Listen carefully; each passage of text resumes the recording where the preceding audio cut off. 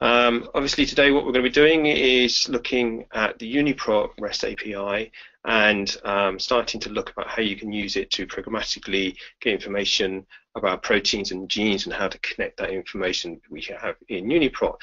But to start off with, a couple of quick notices for foundations that if this is your first time to one of these webinar series previously there was an introduction to the RESTful web services at the EMBL-EBI. If you're not used to REST services or what EMBL-EBI can provide, I suggest you go into that one after you've been through this one. And also UniProt did a specific webinar about the general REST UniProt REST services that are available. And to start off with, I will actually do you a quick refresher or an introduction to a little bit about what we can do at UniProt in terms of APIs, specifically concentrating on the proteins API, where to find it, etc. And then I'll start moving into part 2, where we'll start thinking a bit more about really how to use the proteins API to answer some complex questions and talk a little bit more in detail about actually how the scripts can be put together, details about the scripts, and then we'll actually have a look at a specific example, hopefully bringing you along about how to write scripts, and then just a quick summary at the end and how to find help. Okay. So part 1, what is the proteins API and where to find it? If you go to the UniProt front page, what you'll find is at the bottom below the main tiles is there's a section called programmatic access, and this is UniProt's central link to any programmatic access service that we have. And once you click on that, you'll be presented with this page, which is the programmatic access page. And actually we have 4 main points that you can come in to do programmatic access. There's the UniProt website, REST API. That is very similar to what you can actually see at the top there, with where we've got the type like the Google search bar. Currently that's linking to help, but if that was on UniProt, you could use that to do a quick search, or you can go in to do a bit more details about how to do advanced searches using the website REST API. Below the proteins REST API, you can also see we have a Sparkle API and a Java API. I won't talk about those in detail today, but specifically about the proteins REST API.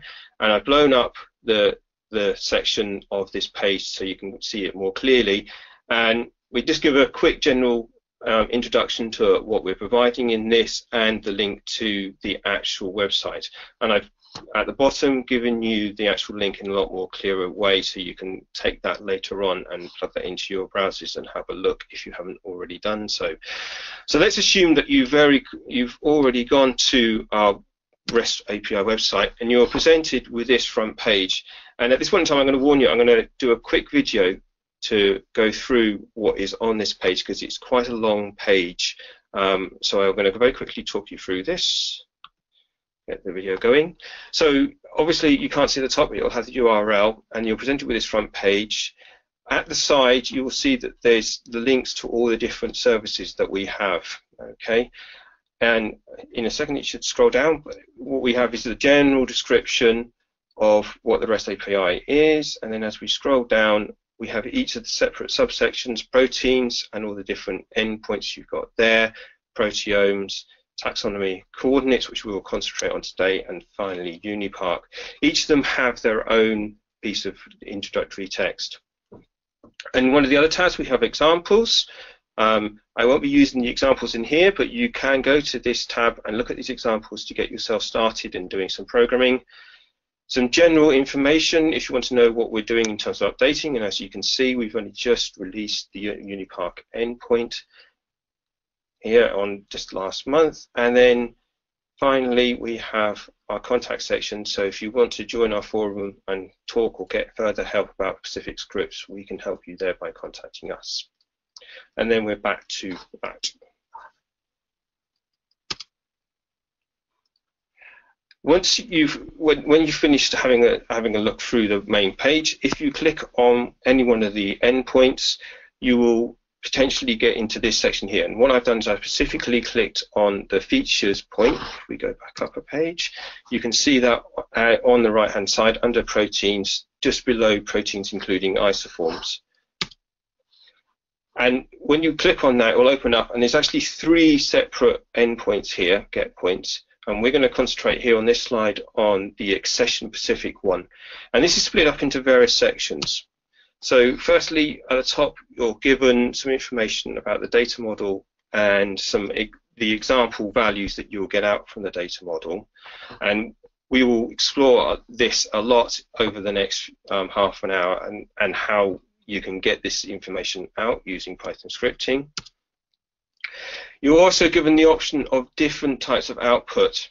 The defaults are JSON and XML. Some of the other endpoints, like variation, can give you GFF output or plain text. And in the proteins specific one, I think you can get also FASTA at this point in time. For this webinar, I'm going to be talking through JSON only, but I wanted to make sure that you were aware that you can do this completely differently if you want to, if you're more used to using XML. And then here we have the user interface where you can add in different options to carry out an actual online active request. And here what I've done is I very simply asked for all the information we have for the accession P46531. To get the information, all you've got to do is click on the try it out button, and it will execute the script. It will execute a get request for you. And you will get some output, okay, in a response body, and that will appear automatically a bit further down in the actual page, and you'll see information appear over time. Depending on what type of query you put in, it might take a few seconds to return back. That's a fairly small one, so it would be fairly quick to come back. And you can see in the response body we have information in JSON format here because we've asked for UniProt feature annotations. I've scrolled down a little bit to specifically show you some chain annotations for this protein entry. And you can see in that it tells you what type it is, chain, it's got a category, it's got an ID, so you have a specific ID, general description, and its begin and end positions within the protein sequence. And you can also see that there's more than one. Over this next half an hour, we will go through a little bit about how you can get this information out programmatically using Python if you're not used to that. The other important bit is the response code. As you can see, it's 200. That means you got success. Okay. If you don't get a 200, that means either there's something wrong with the service itself, or that you've added something which the service doesn't understand as a search criteria, and you may have to try a different way of doing things, or maybe contact us if you really can't figure out what's going wrong. So, also what you'll get from the Swagger output is not just the response, the actual information, but you will also get some basic scripting information. And that's in another separate window. It's not actually below the response, it's just above, funnily enough. And by default, it will show the curl out option. But what I've done here is, because we're going to be talking about Python scripting, is I've clicked on the Python and opened it up. But to simply also give you another hint that if you want to see what the output is, you can simply grab the URL which is below, copy that and paste it into your browser, into a browser tab, press return, and you'll get the results back in full JSON in this case.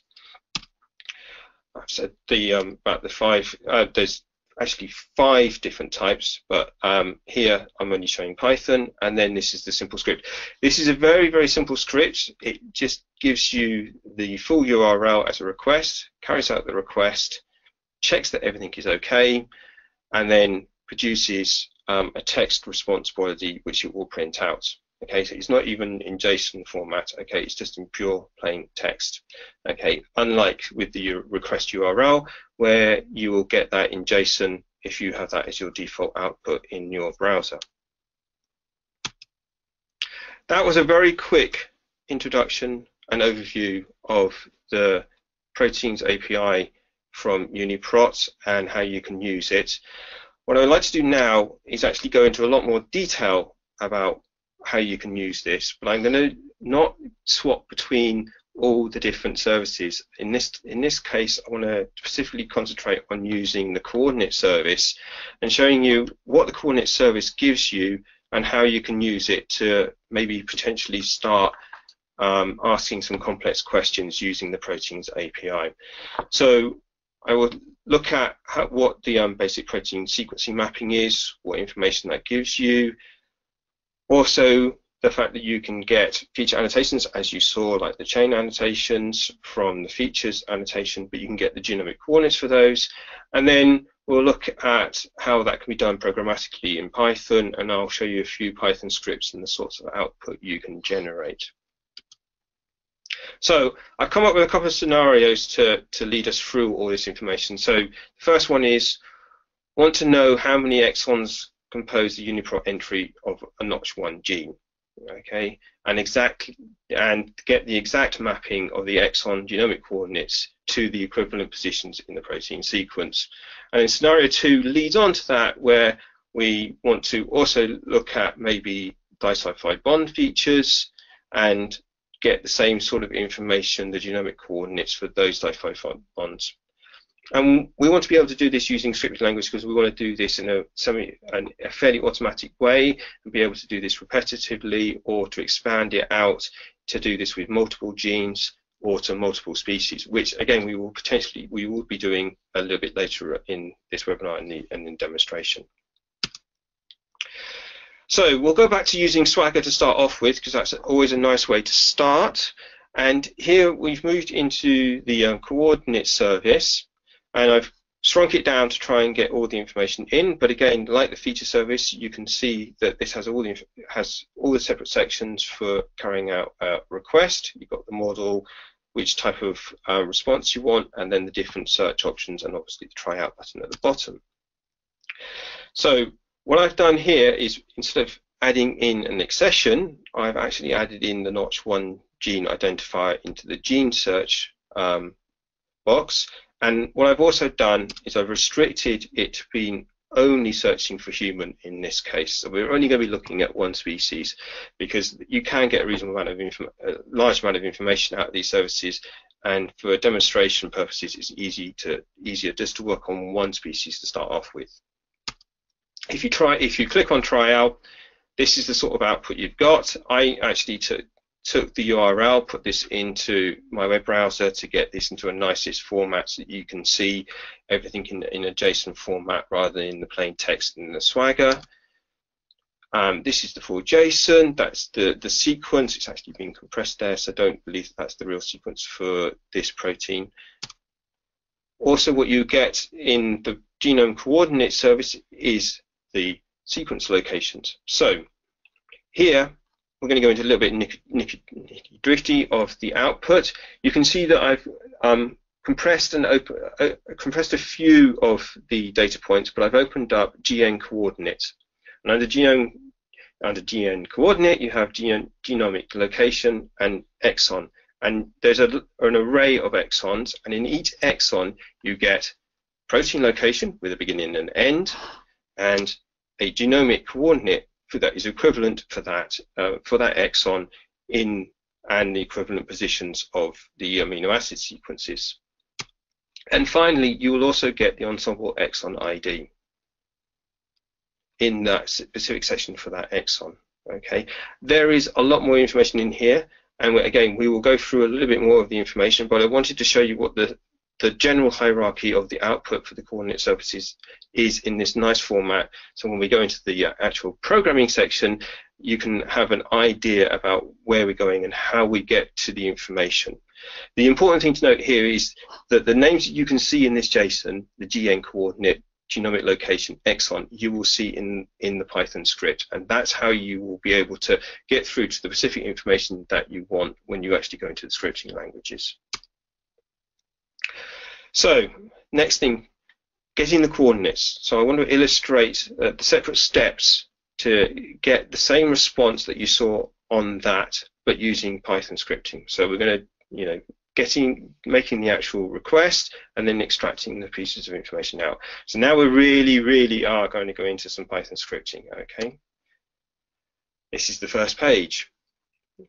What I've got here is a main method or a main function in Python. At the top, I've just declared the main, and then I've got 4 variables that I've defined. One, the coordinates URL, which is the coordinates URL.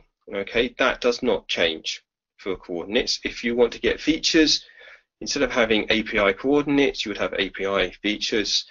If you wanted proteomics, you would say API/proteomics, etc. Okay. As you noticed in the example, we were using gename, and I was using notch1, so I've declared the gene name that I'm going to search for as notch1, and tax ID, which is taxonomy ID for human, which is 9606. I've also set a page size. This is because by default, the Proteins API will restrict the number of pages that you can get back. And so you want to be able to tell the Proteins API how many records you want per page. And I've set this at high at 100. In truth, really, we would recommend for anyone who's off-site or in the US or further away from the UK that you want to be restricting your page size to about 20, and then just continually update and go to the next page to get the information if you have lots and lots of data coming back and you need to have multiple pages.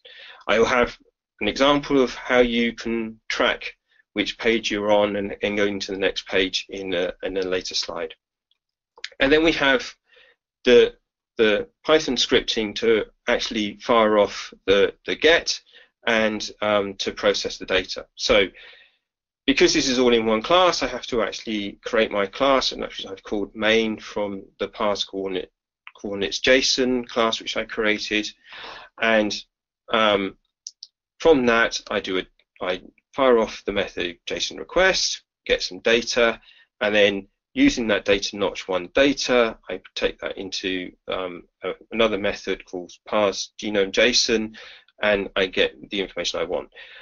In the next sections, we're going to go through the JSON request and the parse JSON genome JSON methods to explicitly explain how they work. Later on, once I've done those, we will then look at how you can actually start searching for features such as disulfide bond, which is at the bottom here, where you can see I've got another method which is parse feature JSON, which is looking in the notch1 data for the specific feature disulfide bond. Okay, let's go on to the actual request. So in the request, and this is not unfortunately the entire method pointed out, this has been compressed. After this webinar, I will make the full scripts available so you can really look at them. So I've had to trim this down a little bit and doesn't give you all the information to actually do the full request in this slide. What we're doing here is we've got a while loop. We've got a while loop because we might have multiple pages, so we need to think about going through multiple pages. Okay, we do a simple request get on our full URL. The full URL is actually defined further down the page after we've done a little bit of processing on the actual pagination, but I'll come to that in a second. And then simply all I'm doing is, if I get a good response, if I get 200 back from another separate method which I won't show in this webinar called check response, if it's a good return 200, then I take that response text, I convert it into JSON, and I add it into the entries data array which I've got, and that is what I return at the bottom. Okay, and then I just update how many results I have taken. So in my case, I had set my maximum results pages as being 100. If that was 20, max results would increase by a further 20. Okay, in this specific example, there's only one response, which is actually only one page. So, you know, a lot of this is overwritten, but I wanted to make sure that you had that sort of information so you could quickly start doing real complex and getting a lot more bigger data out than this simple example. So the pad, to work with which page you are on and moving from different pages when you're doing a JSON response with REST. In the UniProt Proteins API, we use a very simple header system.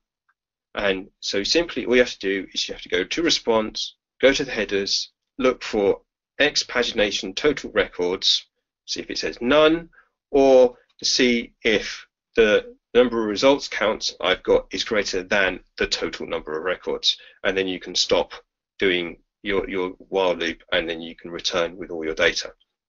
If you do have extra pages, then you have to do all the offsets and create a new full URL. So the full URL has to be the coordinates URL, which we had in the previous page, up at the top.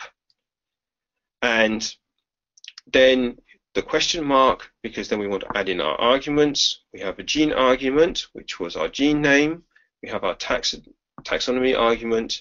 And then we have to have our page start, number of results per page, and then I have URL format at the end, which I'm saying I specifically want this in JSON. Okay. If you're doing a while loop and you're doing this, it's good in Python to make sure you close the response before you return your stuff and not have open responses, because you're blocking the actual servers and people won't be able to get their results fast if you don't close your responses. So that's always good to do that. I'll go up. Oh, that's open off already. Okay. Okay. Right. Okay. Yes. Sorry.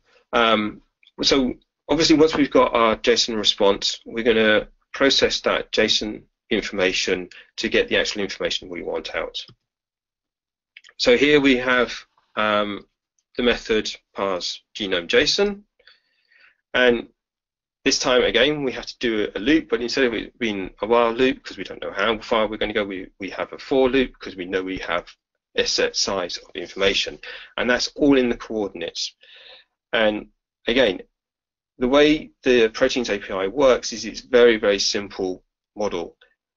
So essentially what you get is you get an array at the top. There's no extra information. It's just purely array. So you jump straight into the array, and you go row by row to get the information you want out. Okay. So here we have various pieces of information. Again, it's a simple model. So in the row, you will have an accession. So you want to grab that accession so you know you're in the right, you're getting the right entry that you want. Again, we only explicitly stated a single gene, and I know in this example you're only going to get one accession back. All right. So you won't have multiple accessions in this response. Sorry, wrong way. But you will also get lots of other information from that same row. So we can grab the tax ID, the chromosome, and as I showed in the output on using the web, using a web browser, you have to go through the different levels to get back down to that information. And on that slide, I didn't actually show you that there was chromosome information because that was way down on the page and it was too hard to compress to show you that in that one image. So there is a chromosome, so you can get the chromosome, you can get the chromosome start, and you can get other information like the gene identifier from Ensemble.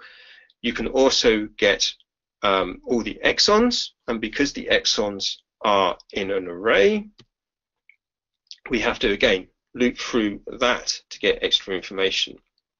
Now here what I've done is I've set up the for loop to go through the exons, but right at the end I have a nice little extra method called process exons. Okay. That's again just to keep this nice and neat in a single slide so you can understand the basic processes of what you have to do and how to navigate through the JSON model to get the information that you want. Okay, it's all very, very simple. This is the process exon method is very, very simple. It's very similar to the concept of, you know, where I have chromosome equals, you're doing exactly the same thing. If you want the beginning section of the exon, you just go through it with begin and get the values. Okay. Aha, I did actually put that in. Good. So here is that method, and as you can see, it's very simple. I create an array, and in it all I'm doing is I'm appending the exon ID, beginning, start, and end of the genome location, and likewise for the protein location. Okay, and the exon data consists of these three main elements. All right, it is a very simple model for getting this information out about the exons. Okay, so we've whistled through a little bit on how to process the data to get genomic coordinates. I'm going to now go on to doing and talking about actually to do the same thing with features. So what I'm doing here is we've now skipped down to that next section of actually looking at features and processing features.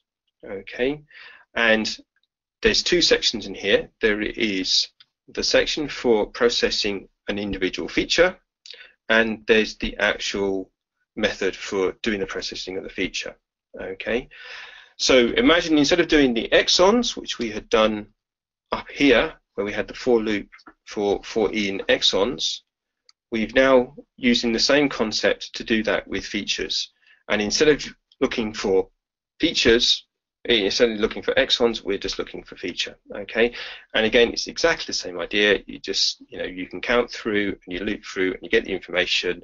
And all I've done is I've created a separate method to do process features, which is very, very similar to process exons. It has all the same information.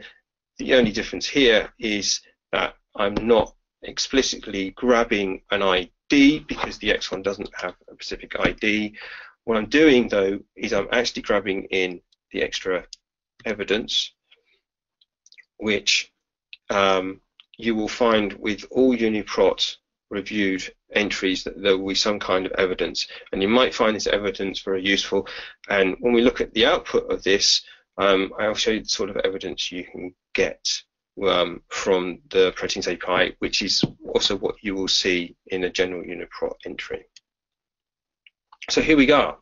Here's the output. I've tried to make it simple. I've not done anything fancy in terms of graphics. I've literally just taken that information, dumped it into an array, and presented it in text format here. So for the exon mappings, there's quite a lot of information here, but it should be hopefully plain and simple for you to see. You can see the UniProt accession. You can see it's the Notch1 gene. It's from human because you've got the 9606 taxon ID. We've got the ensemble identifiers for the gene, transcripts, and translation. We then have the extra information which you can get in terms of the mapping, which is chromosome 9, the chromosome locations for this specific first exon, the strand. In this case, this is on the reverse strand, so you get a negative instead of a plus for it being a forward strand. There are 34 exons for this gene that transcribe into this protein P46531. Okay. Then what I've done is I've taken the exon identifier, and you can see the exon identifier also has specific genomic coordinates. They don't match the full genomic coordinates for the gene, Notch1. And from the genomic coordinates, I've also provided, or I've outputted the exact mappings. So the first genomic coordinate you can see maps to residue 1, and the last genomic coordinate for the exon matches to chromosome, so to residue 21. And what I've shown here is just the first 3 exons of the 34 exons. So you can see how it incrementally goes up, you can see how the numbers change, and that's how you can essentially get full mappings of a protein from UniProt to the gene that's in ensemble. Okay, and you can get that down to, you can simply not take this same amount of information. You can simply say, I just want the full gene coordinates, or you can go down and you can get the full exon information and the individual exons as I've shown here. Below that, as I showed up here, we were getting features and we were specifically looking for disulfide bonds. I've done a similar thing. I've given you the basic summary information about the gene and its full location, and then what I've done is I've looked at the specifically at disulfide bonds, and I've given the feature name, so I know it's disulfide bond. I've taken the 31st to 33rd features in the set. There are more than that. I can't exactly remember how many there are. I think there's 75 disulfide bonds in this protein that have been annotated. For that disulfide bond, you get, again, the specific genomic locations, and you get the protein locations for that. And what I wanted to show you with specifically with these specific features is the different types of evidence you can get. So for the first one, feature hash 31, you get a full PubMed annotation showing you that we have evidence that has been published for this disulfide bond existing. Okay, and the ECO code explicitly states that the data has come from literature information. If you want to know more about ECO codes, I think that might have to be a separate webinar at some point, because you know, there are quite a few, and it's a full ontology, and this is not really the right place to do it. But we at UniProt, we use specific ECO codes to define the type of evidence we have. Okay, let's move it up a bit, and let's think about doing multiple species and doing the same thing. I'm not actually going to do features because that even gets even more complicated, but let's think about potentially what happens and how do these genes differ, how does this gene differ across many different species. All right, and you know, we want to use it to actually select the genes from multiple species.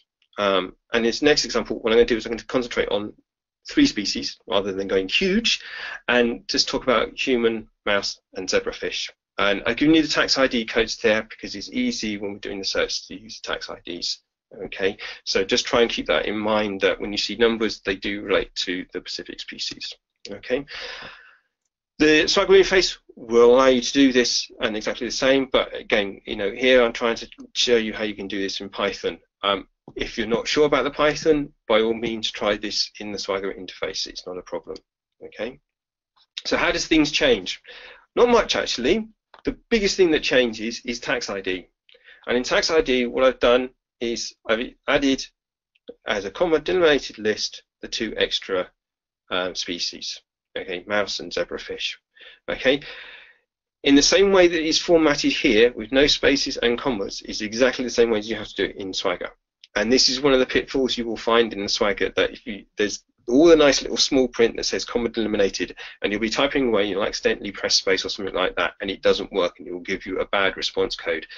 You have to remember that, you know, when we say comma delimited, it's very strict, and we mean no spaces when we talk about comma delimited in our REST API. Okay, again, I've got page size set at 100. I'm not risking that too much at this point in time with this example.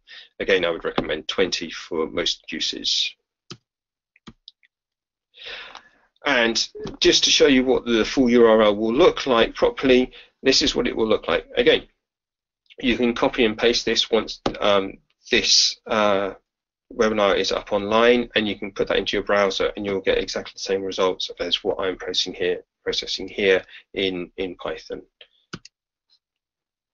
What has changed? Well, there's one big thing that changes, and I did a little bit of a cheat in the previous example when I was only looking at human, in that I used an array element of 0 rather than actually having another full for loop to do things. So at the top here, you can see that we have the for loop for every single row, and then instead of having a for loop, instead of just grabbing information and then going into a for loop in the exons, I actually know that genomic coordinates are an array, so I really do need to actually loop through those properly if I was doing this for real. And with this extended example, you do need to do this because there are multiple transcripts that come back for an individual gene that we're looking for, okay, especially with the other species, not for human. Okay, so this is an added bit of complication in this set which you didn't see in the previous slides, and I want you to be aware of that. What do you get? Well, again, what I've done is I've summarized the information here. We're not looking at all the exons in order. I've summarized them, and I've only taken the first exon from each of the transcripts that you can get out for the 3 different species. So at the top we have the first exon information from human, which is exactly the same as what you'll see before. You then have 2 transcripts from mouse, both called Notch1, okay? And then you have 1, 2, 3, 4, I think it's about 8 from zebrafish. There's things to notice here that with the first 2, you can see that the number of exons are both 34, and that the first exon does actually map from amino acid 1 to amino acid 21. The coordinates certainly will not be the same, okay? But the thing to get here is that we're starting to look into evolutionary space. We're actually starting to do a little bit of biology here and seeing how dissimilar these genes are in terms of their architecture and how they are made to transcribe the final protein.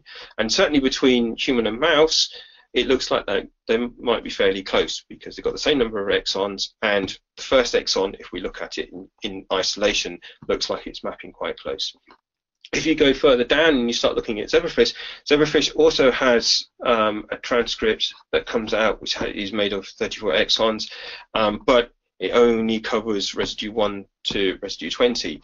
And this is this is quite interesting because we're going further back in terms of evolution, and yet we're still seeing roughly the same sort of architecture coming out in terms of this gene and how it transcribes into the proteins. Okay. You will also see that there's some other spurious results there. There's a Notch1 that is 33. There should be here in the second mouse transcript is only made of 3 exons. You know, that may not be a fully transcribable, fully functional protein that's coming out of that transcript. Okay, that sort of information is not provided here. You can get that sort of information, and we can look at that at another time. That's how to build up and ask even more complex questions by using various different services. Okay, so hopefully, in summary, I've given you an overview of the proteins API, how many REST points, the fact that we have multiple REST points, endpoints, sorry, I should say. But I've concentrated today on the coordinates endpoint to try and demonstrate how to use that one specifically to map between proteins and genes and get the coordinates, getting exon information and genome coordinates for features in an entry. And here what we've done is I've extended that to then look at the same sort of information in Notch1 from 3 different species and seeing how the gene architecture can be, certainly in the case of Notch1, be conserved. I wouldn't say that's always the case. That's a good argument that you should look at other ones to see, but this one seems to be a bit more evolutionary conserved in terms of its architecture. More complex questions can be asked by modifying this search or combining it with other queries using the different endpoints. And that's where we come to this. This is just a bit of fun. If you're feeling confident, I have a challenge for you. Can you use the proteomics service to get unique and non-unique peptides that are verified? Sorry, I'll start that again. The proteomics service provides unique and non-unique peptides that are verified from mass spectrometry sequencing. So you know that that peptide is in a protein that has been expressed and has been detected by mass spectrometry. Okay. The challenge here is, can you find any non-unique peptides for the Notch1 gene that's in all of these 3 species? Are these peptides in relatively the same exon, or are they in completely different exons? I thought this might be a nice challenging question for you to do, and it gets some of you to start thinking about using a combination of our different services to ask really, really complex biological questions. And on that end, I'd like to sum up and sort of like say, if you have any further questions, you need to get in touch with us. Here's our contact points. Obviously, we have our website. We have our general help email address. As I said earlier, we have our forum for the proteins, specifically for the proteins API, and we do monitor that. So if you want to sign up and ask us any questions, you can. And then if you have any general questions about this and others, you can certainly contact people via the Twitter page and the Facebook page for EMBL-EBI. And finally, there are more webinars coming up, and if you would like to sign up to those, go to this page and you can see what's coming up in the near future.